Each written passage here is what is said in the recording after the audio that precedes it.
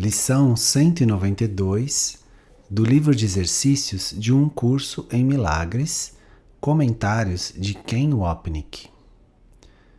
Tenho uma função que Deus quer que eu cumpra.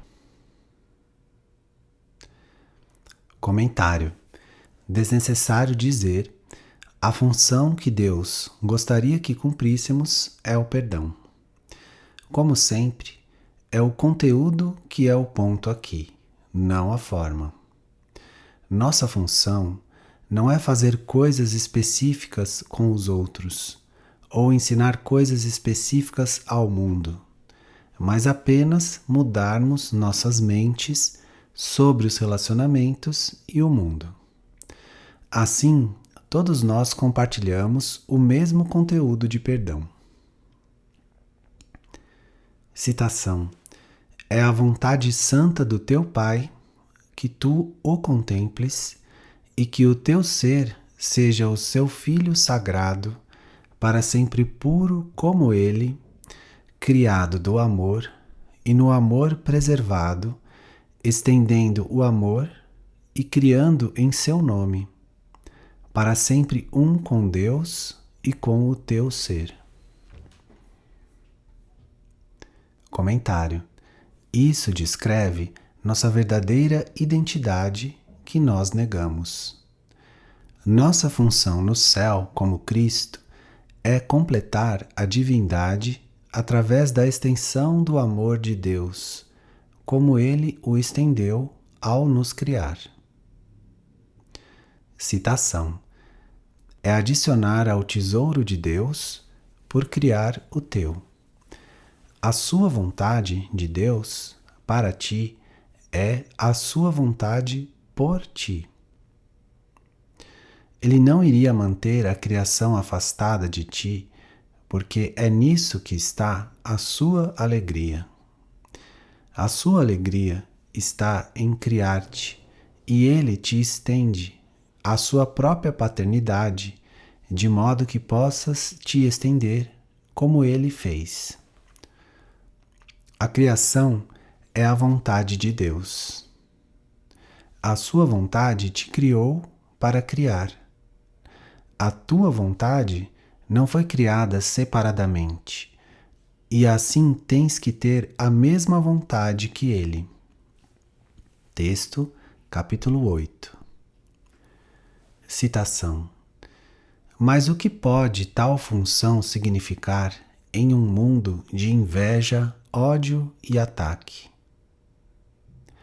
Comentário. As palavras de Jesus sobre a função celestial são adoráveis, se não exaltadas, mas elas não significam nada para nós que vivemos dentro do sistema de pensamento de separação do ego.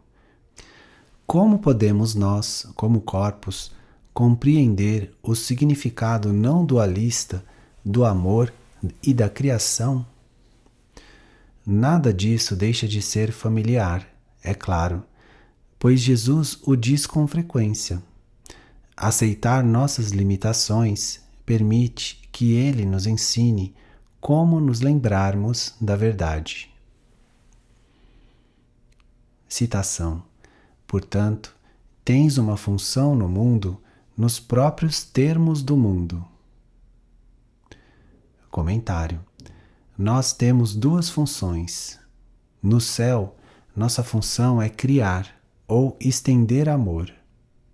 Dentro do sonho, é perdoar ou curar. Como vamos ver em breve, o perdão é o mais próximo que podemos chegar da nossa função celestial, a qual ele reflete, uma vez que mentes separadas precisam ser ensinadas na, entre aspas, linguagem que essa mente possa entender, na condição na qual pensa estar. Fecha aspas. Texto, capítulo 25.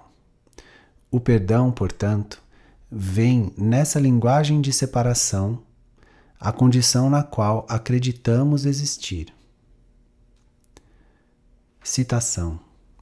Pois quem pode compreender uma linguagem muito além do seu simples entendimento? Comentário. Nessa única declaração, Jesus nos diz por que seus ensinamentos são expressos de forma dualista. Como já discutimos, ele não quer que nós tomemos suas palavras literalmente, mas que as usemos como um meio de atingir o amor por trás delas. Enquanto pensarmos que somos corpos, vamos pensar que ele se dirige a nós como corpos. E, com certeza, a linguagem de Jesus é apresentada dessa maneira. A declaração acima, no entanto, nos lembra de que não podemos entender diretamente a verdade. Então Jesus fala conosco em símbolos que refletem essa verdade. Seus ensinamentos, portanto, são gentilmente ensinados de forma similar às palavras de Desdémona para Otelo. Citação: aqueles que ensinam bebezinhos o fazem com meios gentis e tarefas fáceis. Citação: o perdão representa a tua função aqui. Ele não é a criação de Deus, pois é o meio pelo qual é desfeita a inverdade. Comentário. Outra declaração simples e explícita.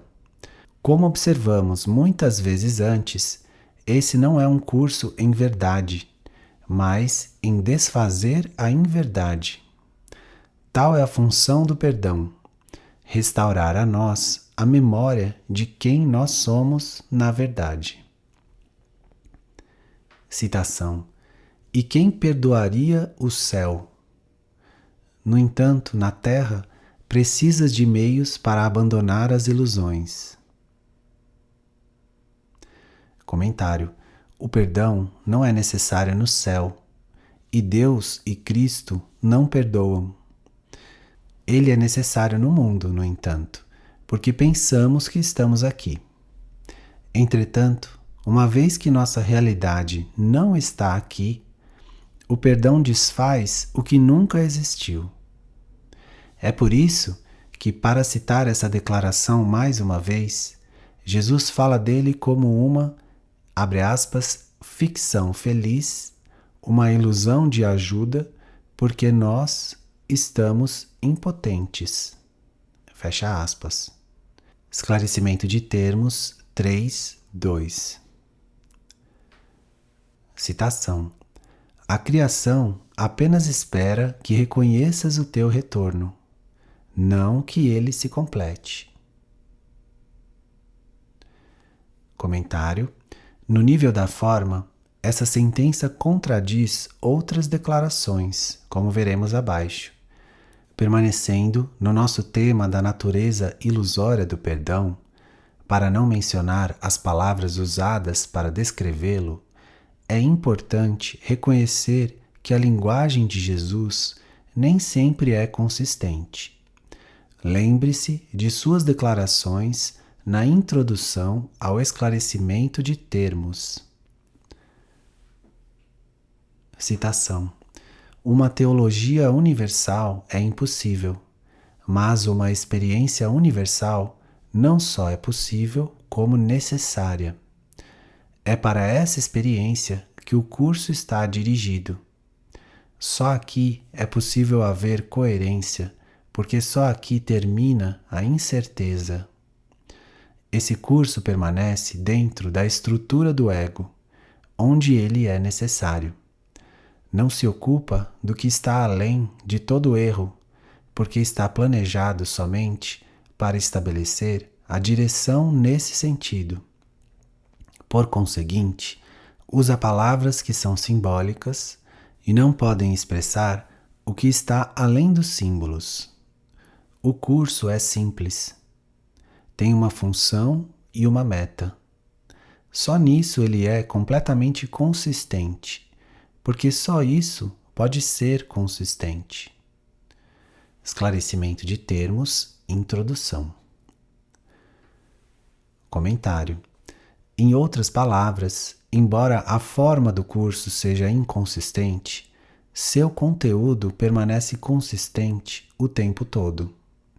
Por exemplo, Jesus nos diz no texto que o céu está solitário e incompleto sem nós. Texto capítulo 2. Aqui, pelo contrário, ele nos diz que a criação não precisa de nós para ser completa, porque ela já é completa, precisando apenas ser reconhecida ou relembrada.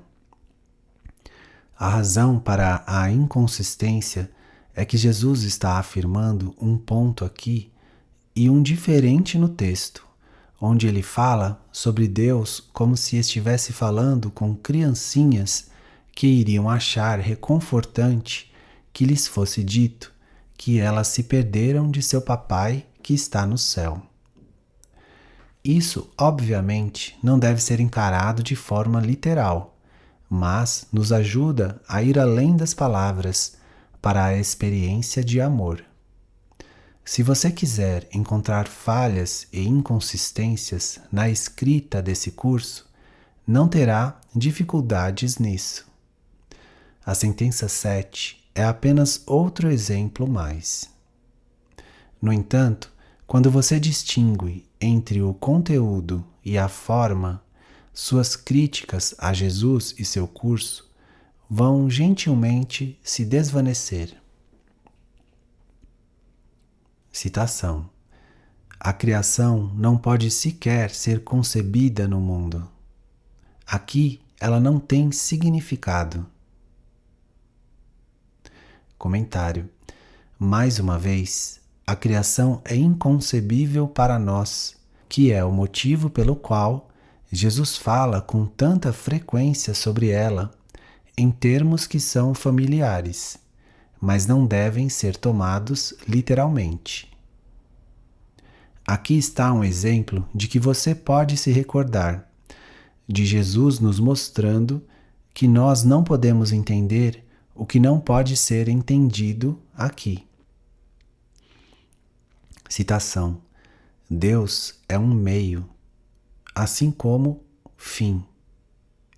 No céu, meios e fim são um só e um com Ele. Esse é o estado da verdadeira criação, que não é encontrado no tempo, mas na eternidade. Não se pode descrever isso a ninguém aqui. Também não existe nenhuma maneira de se aprender o que significa essa condição.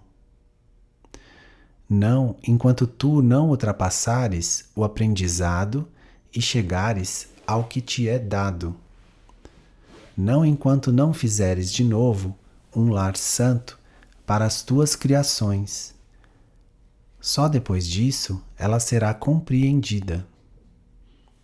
Texto, capítulo 24. Citação: o perdão é a sua forma mais próxima da terra. Comentário: no céu, Deus e Cristo estendem a si mesmos eternamente. Ser estendendo ser. E essa extensão de amor é a criação. Quando perdoamos e liberamos nossos egos, o amor do Espírito Santo se estende através de nós, refletindo a criação. Entre aspas, sua forma mais próxima da terra.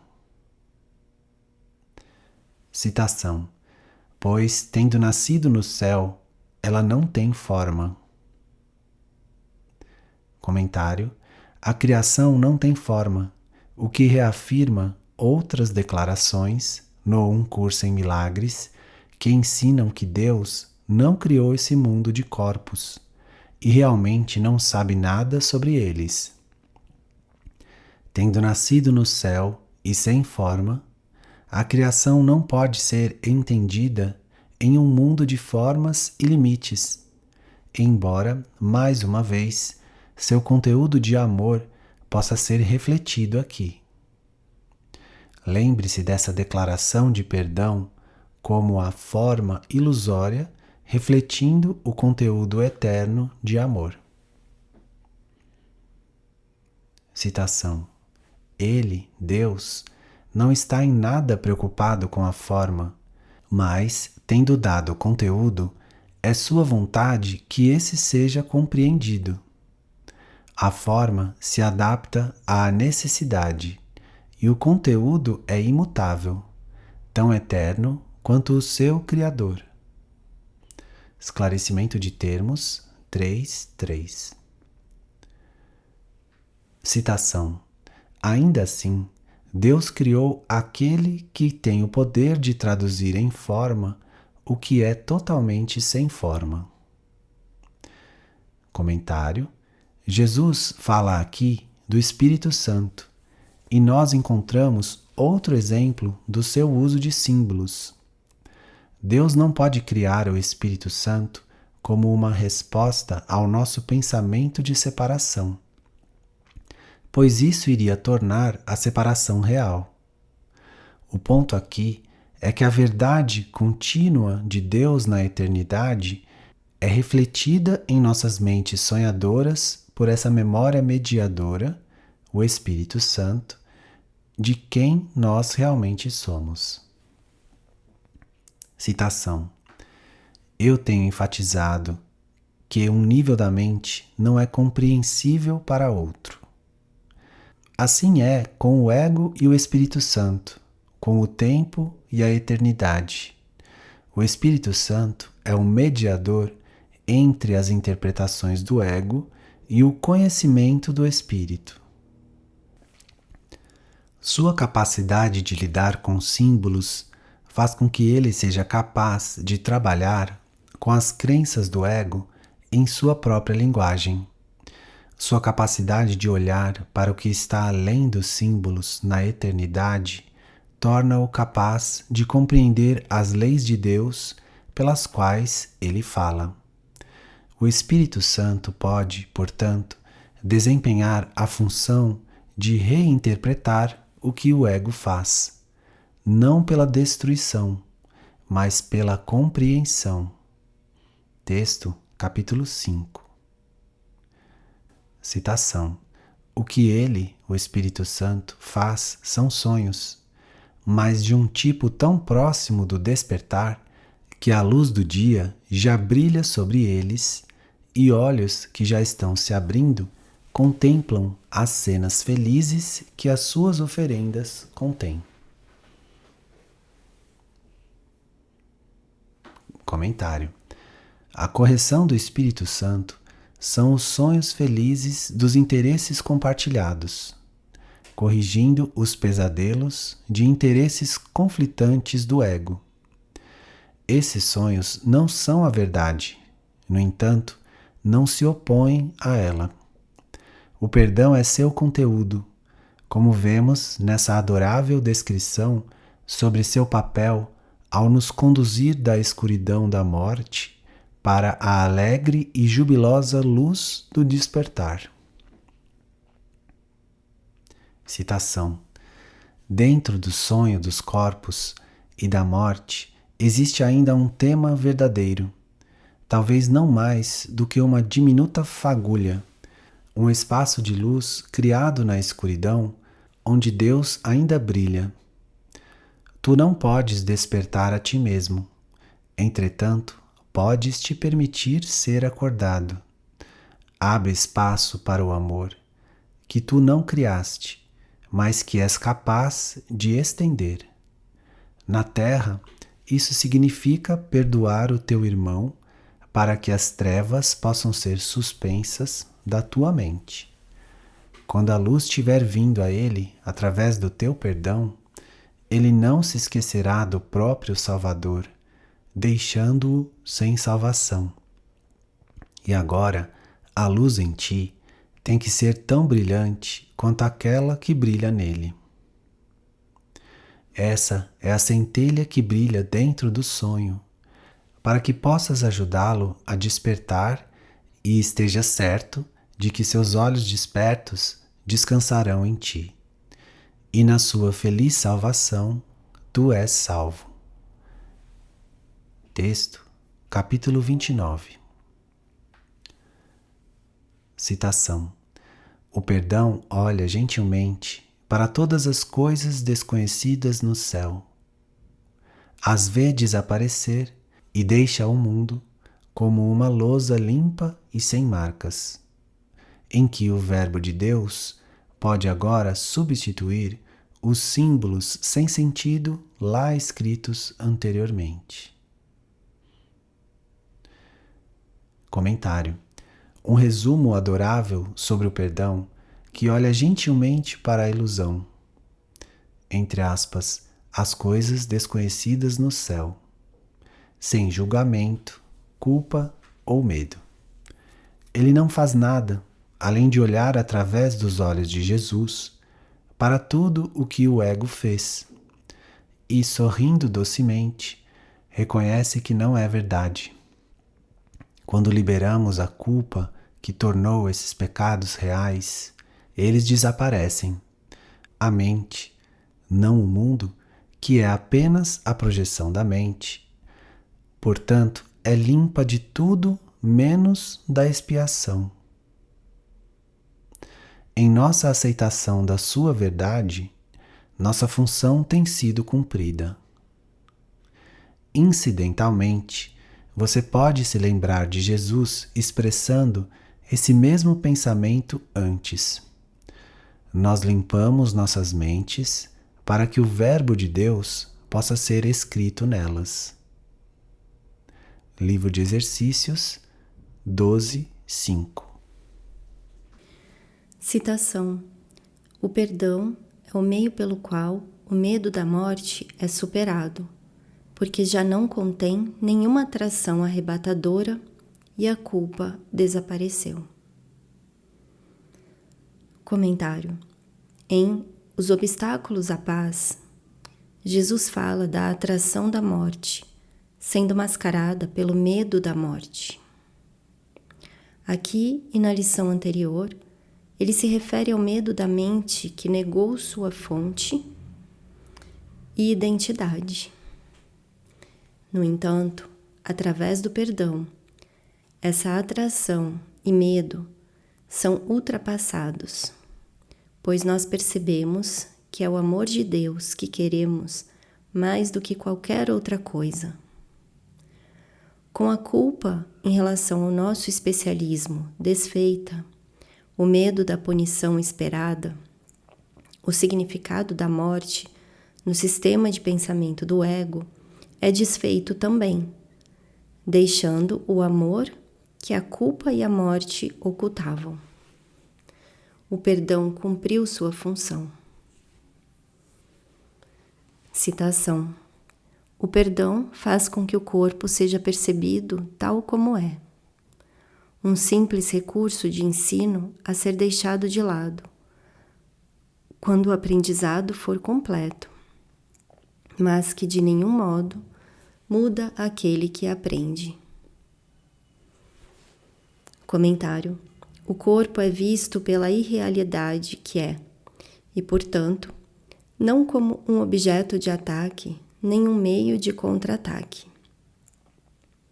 No entanto, ele permanece um instrumento de ensino em nossa sala de aula da vida. O corpo veio à existência, como o próximo parágrafo descreve, para servir ao propósito de separação do ego. Portanto, quando escolhemos fazer o corpo servir ao propósito do Espírito Santo de perdoar a separação, nossas mentes são curadas e não resta nenhum propósito para ele. Sendo ilusório, o corpo não tem poder de nos mudar. Na verdade, ele não tem efeito de forma alguma. Apenas serve ao professor da mente, o ego ou o Espírito Santo.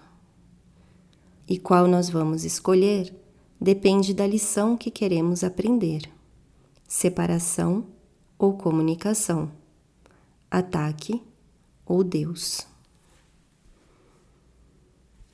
Citação: quando o corpo deixa de atrair-te, e quando não conferes nenhum valor a ele, como meio de conseguires o que quer que seja, então não haverá interferência na comunicação e os teus pensamentos serão tão livres quanto os de Deus.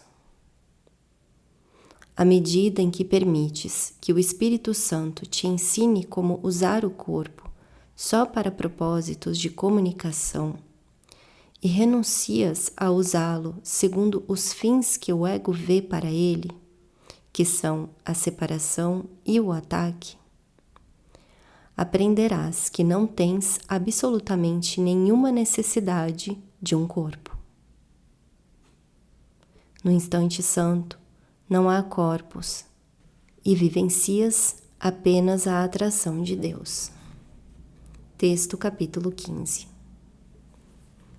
A mente sem o corpo não pode cometer erros. Não pode pensar que vai morrer ou que será vítima de ataques impiedosos. Quando a raiva se torna impossível, onde estará o terror?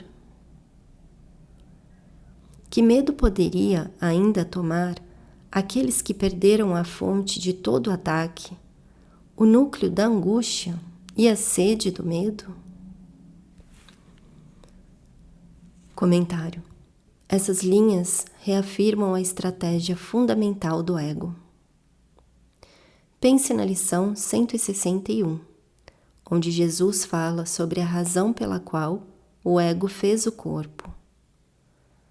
Abre aspas, assim o específico foi feito, fecha aspas. O ódio requer que exista algo específico para odiar. Fundamentalmente, não é verdade que a mente não cometa equívocos sem o corpo. A mente dividida já era um equívoco antes do mundo de corpos vir à existência. Jesus fala, em vez disso, da necessidade do ego por um corpo, para que seu equívoco de culpa possa ser visto lá, especialmente se o corpo pertencer a outra pessoa, a quem então atacamos em raiva justificada. O ego, portanto, precisa do corpo para desempenhar sua estratégia de manter a existência que ele acredita ter roubado de Deus, sem ser responsável por isso. Acima de tudo, ele precisa do corpo para nos manter sem mente. A lição 161, novamente, elabora o que Jesus resumiu aqui, e a seguinte passagem do texto descreve a necessidade que o ego tem do corpo para encenar suas fantasias de separação e ódio e o gentil e benigno uso que o Espírito Santo faz do mesmo corpo. Citação. Só atribuindo à mente as propriedades do corpo é que a separação parece ser possível. E é a mente que parece ser algo privado, estar fragmentada e sozinha. A culpa que a mantém separada é projetada para o corpo, que sofre e morre porque é atacado para manter a separação na mente e não permitir que ela conheça a sua identidade. A mente não pode atacar, mas pode fabricar fantasias e dirigir o corpo para encená-las. Ela pode projetar a própria culpa, mas não a perderá através da projeção. E embora esteja claro que pode interpretar equivocadamente a função do corpo, não pode mudar a função que o Espírito Santo estabelece para ele. O corpo não foi feito pelo amor. No entanto, o amor não o condena e é capaz de usá-lo amorosamente, respeitando o que o Filho de Deus fez e usando-o para salvá-lo das ilusões. Texto capítulo 18. Citação. Só o perdão é capaz de aliviar a mente do pensamento de que o corpo é a sua casa. Comentário. Isso desfaz a estratégia do ego de nos fazer acreditar que o corpo é nosso lar sem mente. A projeção do ego nos trouxe da mente para o corpo, enquanto o perdão do Espírito Santo nos devolve a mente, a fonte do problema e sua resposta. Citação. Só o perdão é capaz de restaurar a paz que Deus pretendia para o seu Filho Santo. Só o perdão é capaz de persuadir o Filho a olhar de novo para a sua santidade. Comentário. O perdão é o processo através do qual percebemos que estávamos errados e Jesus estava certo o tempo todo, pois ele existe na mente, fora do mundo e do corpo. Quando voltamos com ele à mente, a origem de toda percepção, olhamos de forma diferente para tudo aqui. Assim é a memória da santidade do Filho de Deus restaurada à nossa consciência. Citação. Sem a ira, tu de fato perceberás que nenhum sacrifício foi pedido em troca da visão de Cristo e da dádiva de poder ver, que só a dor foi retirada da mente doente e torturada.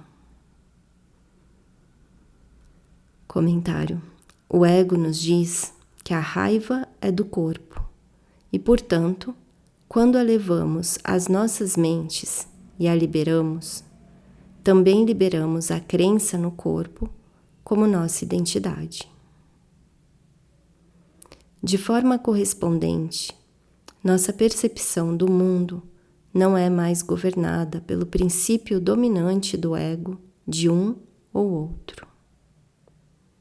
Dado ao Espírito Santo, o mundo serve como uma sala de aula, na qual aprendemos que nossos interesses não são separados dos interesses dos outros. Além disso, alegremente descobrimos que não sacrificamos nada, pois reconhecemos que a dor que acreditamos estar em nossos corpos era um pensamento que não mais escolhemos tornar real. Citação. Isso não é bem-vindo? Deve-se ter medo disso?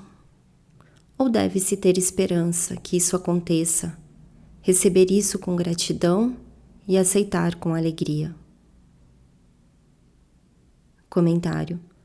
A visão pode ser, abre aspas, recebida com gratidão e aceita com alegria, fecha aspas. Apenas quando iniciamos o processo de liberar nosso investimento em estarmos certos sobre nossa existência individual. De outra forma, iríamos acreditar que estamos sendo solicitados a sacrificar nosso ser. Precisamos perceber que esse ser não tem valor, antes de podermos saudar alegremente essa liberação do nada. Citação. Somos um e, portanto, não renunciamos a nada. Pelo contrário, tudo nos foi dado por Deus. Comentário. No instante santo, percebemos que o Filho de Deus é um. Não é um ou outro, mas juntos ou não de forma alguma. Texto capítulo 19. Isso marca o fim do sacrifício, que estava fundado no princípio de que, se eu vou existir, alguém mais tem que sofrer. Isso evoluiu no cerne do amor especial, abre aspas, Se eu vou conseguir o que quero de você, tenho que lhe dar algo em troca, pagando pelo que preciso. Fecha aspas. No entanto, mais uma vez, quando reconhecemos nossa unicidade, percebemos que, abre aspas, por tudo isso, não renunciamos a nada. Fecha aspas, texto capítulo 16. E realmente, todos nós, como um único filho, recebemos tudo de Deus. Citação. Entretanto, precisamos do perdão para percebermos que isso é assim. Sem a sua luz suave, tateamos no escuro, usando a razão apenas para justificarmos a nossa raiva e o nosso ataque. A nossa compreensão é tão limitada que o que pensamos compreender não passa de uma confusão nascida do erro. Estamos perdidos em névoas de sonhos transitórios e de pensamentos amedrontadores, com os olhos bem fechados contra a luz e as nossas mentes ocupadas em idolatrar o que não existe. Comentário. Nós precisamos atravessar o processo de aplicar esses princípios dia a dia, e nosso aprendizado vai avançar na extensão em que conseguirmos, consistente e humildemente, reconhecer as limitações da nossa compreensão. Nós ainda não reconhecemos nossos maiores interesses e os de ninguém mais, porque estivemos perdidos na escuridão do ego, abre aspas, em névoas de sonhos transitórios, fecha aspas. O papel do perdão em nos levar da escuridão à luz é lindamente capturado na seguinte passagem. Citação. Quão santo és tu, a ponto do Filho de Deus poder ser o teu Salvador em meio a sonhos de desolação e desastre? Vê como ele vem ansioso e dá um passo ao lado, saindo das pesadas sombras que o têm escondido, e deixa a sua luz brilhar sobre ti com gratidão e com amor. Ele é ele próprio, mas não sozinho. E assim, como o seu Pai não perdeu parte dele na tua criação, assim também a luz nele é ainda mais brilhante, porque tu lhe deste a tua luz para salvá-lo do escuro. E agora a luz em ti tem que ser tão brilhante quanto aquela que brilha nele. Essa é a centelha que brilha dentro do sonho, para que possas ajudá-lo a despertar e esteja certo de que os seus olhos despertos descansarão em ti. E na sua feliz salvação, tu és salvo. Texto capítulo 29. Quem pode nascer de novo em Cristo, senão aquele que perdoou a todos que vê, todos aqueles em que pensa ou imagina? Comentário. Jesus frequentemente apresenta um verso bíblico, provendo-o com um significado diferente. Aqui ele pega a bem conhecida frase do Evangelho de João, em 3:3-7, e a relaciona ao seu sistema de pensamento de perdão. Nós, portanto, nascemos de novo quando escolhemos um professor diferente. Em vez de vermos a nós mesmos como nascidos do ego, nós nos lembramos do nosso, entre aspas, nascimento em Deus. Aqui está outra referência, no contexto do instante santo, embora o termo não seja usado nesse ponto do texto. Citação. Nascer de novo é deixar que o passado se vá e olhar para o presente sem condenação. O milagre te capacita a ver o teu irmão sem passado e assim percebê-lo como tendo nascido de novo. Texto capítulo 13. Citação. Quem pode ser libertado enquanto estiver aprisionando alguém? O carcereiro não é livre, pois está preso junto com o seu prisioneiro. Ele precisa garantir que o outro não escape, e assim passa o seu tempo vigiando-o. As barras que limitam o prisioneiro vêm a ser o mundo em que vive o seu carcereiro junto com ele. E o caminho da liberdade para ambos depende da liberdade dele. Comentário. Quem é o carcereiro e quem é o prisioneiro? Ambas as partes. Ainda que o prisioneiro seja mantido dentro de barras e o carcereiro fora delas, eles são unidos, pois cada um depende do outro para seu papel respectivo. Nesse nível, portanto, não importa quem está de qual lado, um sem o outro é inconcebível. É similar a quando você está zangado com alguém e tenta mantê-lo na prisão do seu ódio. Você permanece inconsciente de que está aprisionado também, pois quando tenta culpar outra pessoa pelos seus pecados, você apenas reforça a prisão da sua própria pecaminosidade. Citação. Portanto, não mantenhas ninguém prisioneiro. Libera-os, em vez de prendê-los, pois assim tu és libertado. Comentário. Essa é uma das muitas referências num curso em milagres, a famosa passagem nos evangelhos de Mateus e João, onde Jesus apela aos apóstolos para liberarem os laços. Citação. Qualquer coisa que vós prenderdes na terra deverá ser um aprisionamento no céu, e qualquer coisa que libertardes na terra deverá ser libertada no céu. Mateus 16, 19.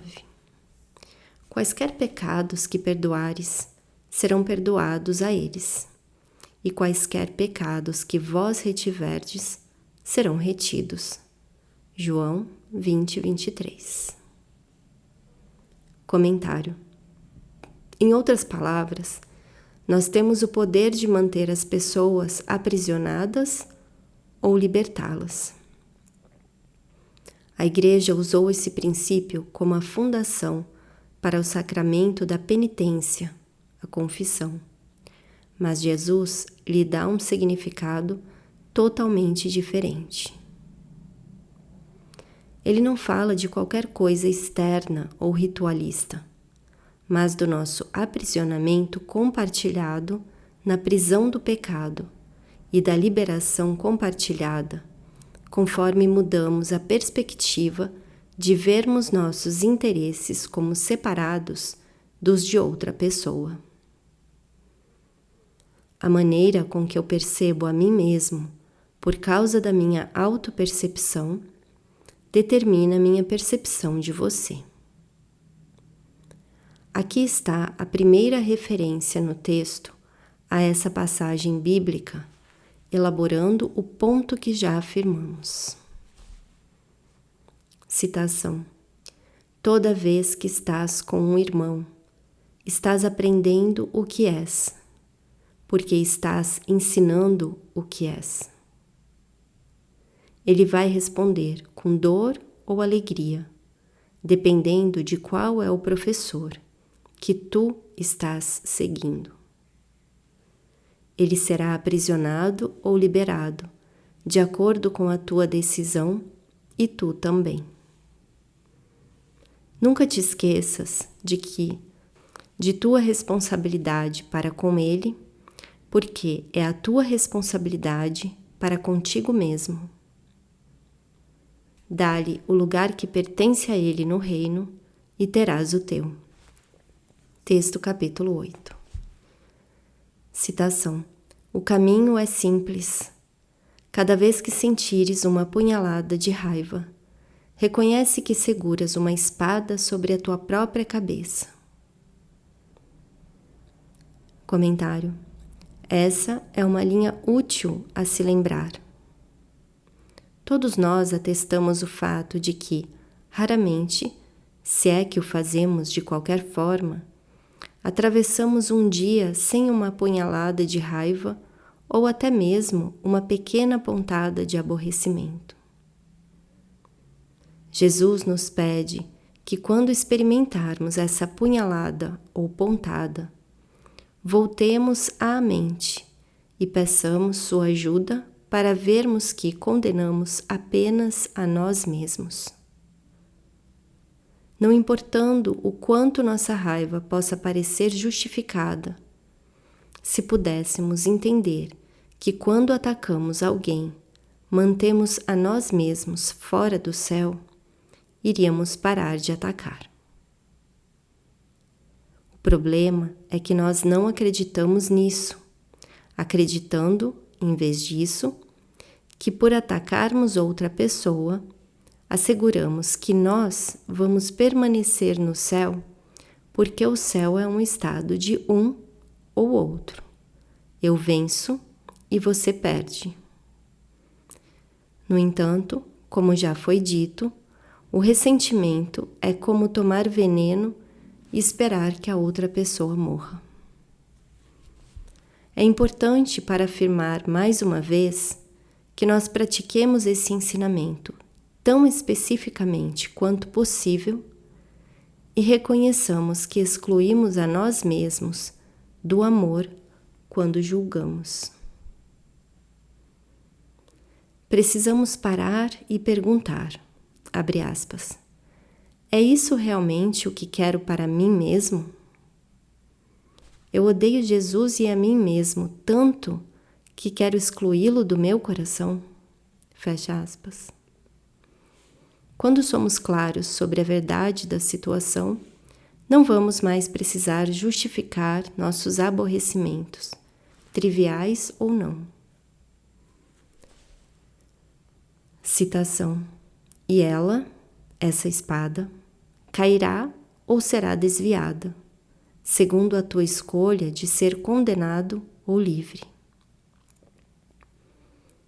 Comentário: mais uma vez, nossa escolha de professores, o ego ou Jesus, vai determinar como percebemos a nós mesmos e a todos os outros, aprisionados ou livres, no céu ou no inferno. Citação: assim, todo aquele que parece te tentar a sentir raiva representa o teu Salvador da prisão da morte, e por isso tu lhe deves gratidão e não amor. Comentário: você não é grato pelo ego dele, mas pela oportunidade que ele oferece de refletir de volta para você a sua decisão equivocada. Lembre-se dessa importante declaração do texto sobre o encontro santo. Citação: quando te encontrares com qualquer um, lembra-te de que é um encontro santo. Assim como tu ouvires, verás a ti mesmo. Assim como o tratares, tratarás a ti mesmo. Assim como pensares nele, pensarás de ti mesmo. Nunca te esqueças disso, pois nele acharás a ti mesmo ou te perderás. Sempre que dois filhos de Deus se encontram, lhes é dada mais uma chance de salvação. Não deixes ninguém sem lhe dar a salvação e sem recebê-la tu mesmo. Texto capítulo 8. Citação. Sê misericordioso hoje. O Filho de Deus merece a tua misericórdia. É Ele quem te pede que aceites agora o caminho para a liberdade. Não o recuses. Comentário. O Filho de Deus está no meu irmão, e é o Filho em mim que pede liberação. Nas palavras da lição 182, a criança interior chora para ser levada para casa e libertada da cruel prisão dentro da qual buscamos escravizar a ela e a filiação. Citação. O amor do seu pai por ele pertence a ti. A tua única função aqui na terra é a de perdoá-lo, para que possas aceitá-lo de volta como a tua identidade. Ele é como Deus o criou, e tu és o que ele é.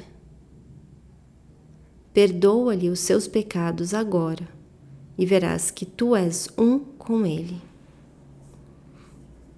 Comentário.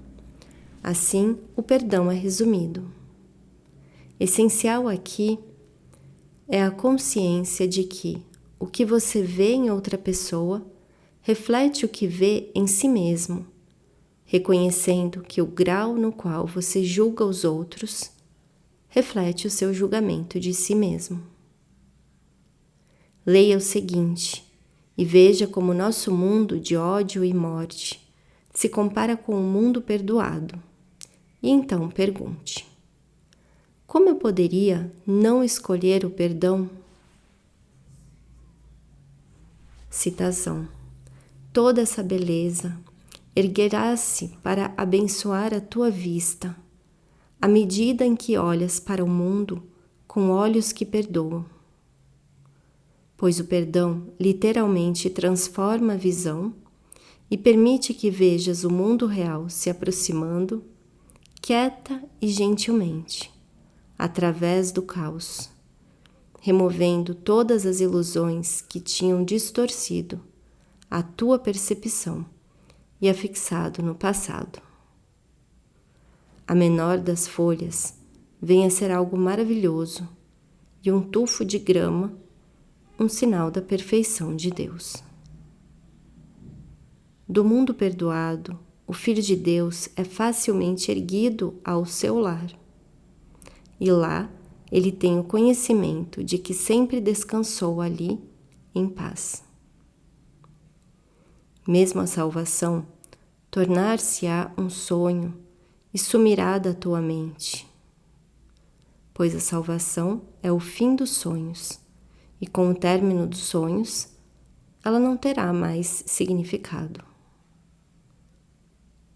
Quem, desperto no céu, poderia sonhar que jamais houvesse qualquer necessidade de salvação? Texto capítulo 17.